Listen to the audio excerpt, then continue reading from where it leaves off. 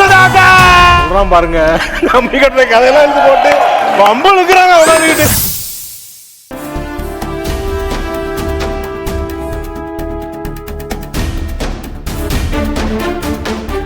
கொடுங்க sir. Register post வந்திருக்கு. நீங்க தான் வாசுதேவனா? ஆமா. இந்தாங்க சார், இதுல ஒரு கையெழுத்து போடுங்க. சரி.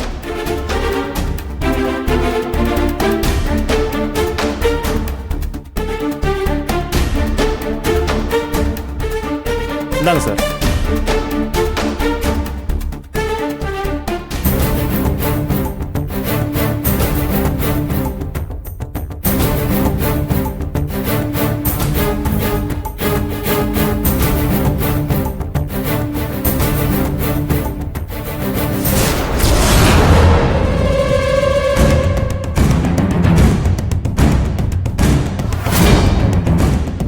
வாசு, என்ன லெட்டரா அது? எங்கிருந்து வந்திருக்கு? இங்க பாரு, என் வயிற்றுல புளிய கரைக்கிற மாதிரி ஏதாவது சொல்லிடாதடா. என்னடா வாசு? ஐயோ வாசு,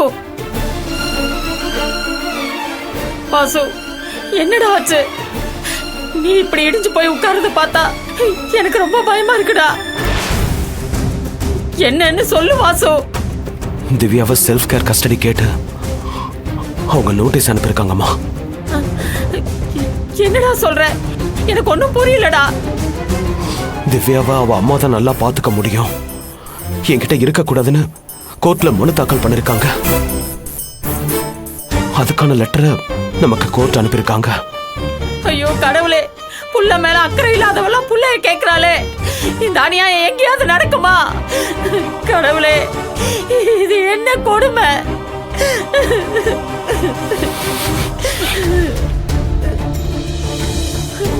வாசு, என்னடா இது?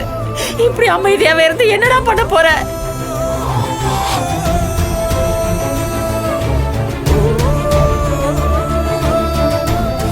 இல்ல. ஏ வினோ, என்னாச்சு? இரு, தண்ணி குடி கொஞ்சம். இந்தா குடி.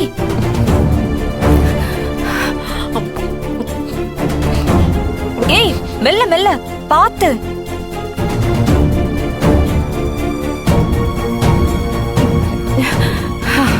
என்னாச்சு வினோ? தூக்கத்துல ஏதோ பயப்படுற மாதிரி கனவு எதுவும் கண்டியா? இல்ல பத்மா, என்னன்னே தெரியல. ஏதோ ஏதோ ஒரு இருட்டு என்ன நெருங்கிடுச்சு. ஏதோ ஒரு இனம் புரியாத பயம் என் மனசை போட்டு அப்படியே அழுத்திடுச்சு. என்னன்னு எனக்கு சொல்ல தெரியல.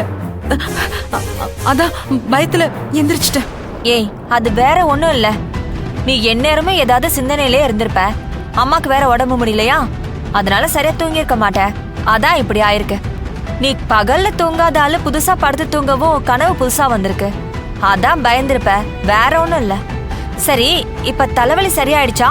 டீ ஏதோ சொல்லட்டுமா? இல்ல பத்மா, இது சாதாரணமா வர கனவு இல்ல. இந்த கனவு எனக்கு முத தடவையா வரல. இந்த மாதிரி எனக்கு பல சமயங்கள்ல வரும். அப்படி வரப்பெல்லாம் ஏதாச்சும் ஒரு அசம்பாவிதம் என் வாழ்க்கையில நடக்கும். அந்த மாதிரி எதுவும் நடந்துருமோன்னு எனக்கு பயமா இருக்கு பத்மா. ஏய், அப்படியெல்லாம் ஒண்ணும் இல்ல. யதார்த்தமா 1-2 தடவை நடந்திருக்குங்கிறதுக்காக அதே மாதிரி திரும்ப திரும்ப நடக்கும்னு நினைக்காத வினோ. நீ போய் முதல்ல மூஞ்சி அலம்பிட்டு வா.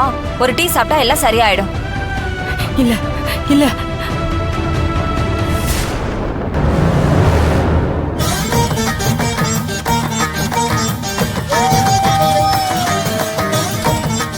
கடவுளே, உனக்கே தெரியும் எனக்கு இந்த மாதிரி கனவு வந்தா என்னை சுத்தி இருக்கிறவங்களுக்கு பாதிப்பு வரும்னு உனக்கு நல்லாவே தெரியும். அப்படி ஒரு கனவு தான் எனக்கு இப்பவும் வந்திருக்கு. ஆனா இந்த தடவை எந்த பாதிப்பும் நடக்காம நீதான் காப்பாத்தணும். வாழ்க்கையில நான் ஏற்கனவே நிறைய அடிபட்டுட்டேன். இதுக்கு மேல தாங்குற சக்தி எனக்கு இல்ல. எதுவும் தப்பா நடக்காம பாத்துக்கோ சாமி. நீதான் பாத்துக்கணும்.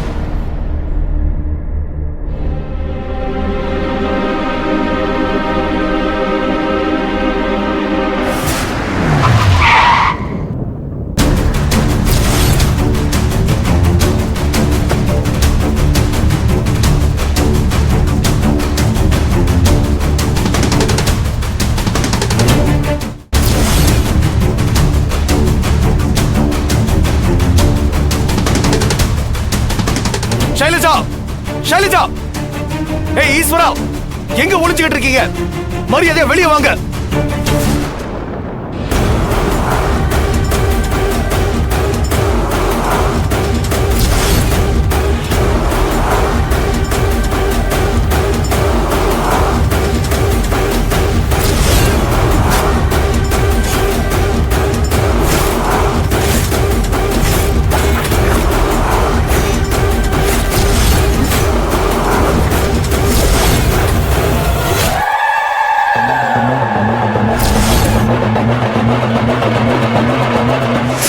என்ன உன் வக்கீல் மூலமா கோர்ட்ல இருந்து செல்ஃப் கேர் கஸ்டடி நோட்டீஸ் அனுப்பியிருக்கீங்க?